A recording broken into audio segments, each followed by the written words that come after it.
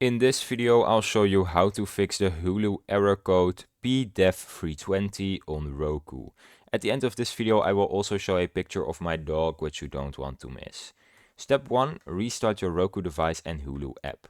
Power off Roku, unplug it for 30 seconds, then plug it back in. Restart the Hulu app and try streaming again. If it works, then that's great.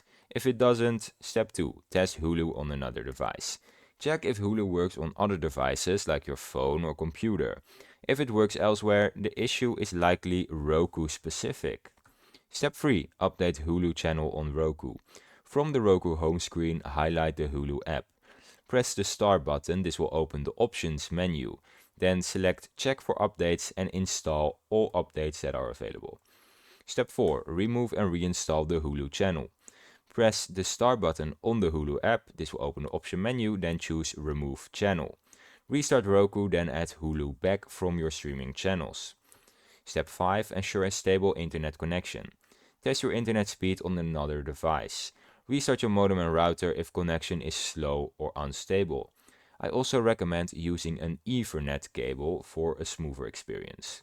Step 6. Check Hulu server status. Visit a site like downdetector.com to see if Hulu servers are down or experiencing issues.